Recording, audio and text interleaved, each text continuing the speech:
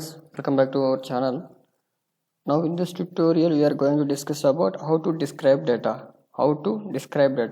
In the before videos we discussed about just introduction to statistics and what type of data available,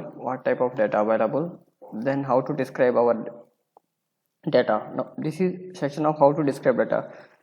In this section we will discuss statistics topics. These are central tendency, dispersion, then with uses also. We in my channel already have few videos on central tendency, then measures of dispersion. You can see that videos also, but this is just introduction about the all things. Okay, how to describe data means already we have one data set. Now how we can describe our data set?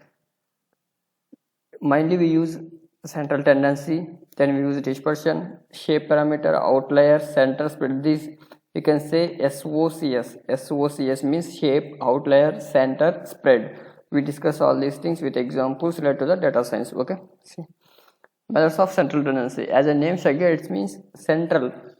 As a name suggests, central means a single value or central value. See, a measure of central tendency is a single value that represents the center point of a data set. Means if you find the one value from your data set, then we say that the average of this data set containing this much variable is this much. Okay, in statistics there are three common measures of standard. Means in general we have 5 types: mean, median, mode, geometric mean and harmonic mean. But when you are coming to the data science field, you have only 3. That geometric mean, harmonic mean also there, but they are not useful in data science. Okay, mean is highly useful. Then median is if we have some non-parametric data, we can use median. If our data is categorical, then we use mode. This is the simple logic. Okay, for mean we use quantitative data. Okay, each of these measures find the central location of a data set using the different methods depending on the type of the data you are analyzing. One of these 3 measures may be better to use them to other 2. Okay, means if you finding in this data set, these 3 values may approximately equal. Okay, now see, mean is the ideal measure of central tendency. Okay, the most commonly used measure of central tendency is the mean. To calculate the mean of the data set, you simply add up all the individual values and divide the number. This is the formula for mean.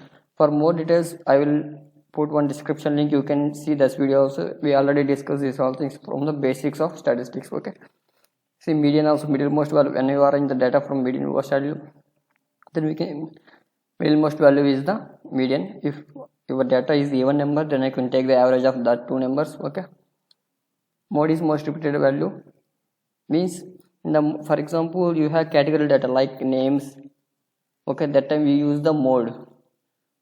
No statistical measure applicable during the names, but when you use the mode, we can present the value. Okay, now see, this is the example. For example, suppose we have the following data set that shows the number of home runs hit by 10 baseball players on the same team. In one sector there are 10 players. How many runs hit? For finding mean, you can just the sum values divided by 10. For finding median, you can just arrange the data, then you can find the even number. So you can find two median values, then you can just take the average of the 2. For finding mode, you can just observe here there is no repeated value, so there is not exist, mode is not exist, but you can find the mode by using 3 median. Mode equal to 3 median minus 2 mean. Okay, you can find that formula also. Okay, now so we are coming to the measures of dispersion. Measures of dispersion is variation, how much variation present in the data set. Okay, center, see, where the center, the value of located, we have to on the measure of center using the mean and median mode. How spread out the values are, we arrange the spread using, there are different measures available for dispersion: range, interquartile range, variance and standard deviation. Okay, here standard deviation is the ideal measure for dispersion. Okay, so range is applicable best suitable when we have quality control type data. Okay, because we can easily find that range values. Okay, this for calculation purpose I have did lot of examples before videos. You can just check on that videos only. Okay, now when you coming to the shape, outlier, center, spread, as a shape suggests, is the distribution symmetrical or skewed to the one side. Okay, for example, you can plot histogram. Okay, you can plot histogram. Then we can say that it is a skewed one or left skewed, right skewed. When your data is coming like that, it is coming approximately skewed. But when you have long tail to this side, this is positive. When you have this is negative skew, like that. Again, we can conclude this also. We have, if we have only one peak value, then we can say that our model is a unique model. Then we can say that, for example, you have model like that, then it is bimodal. Okay, there are two upper points.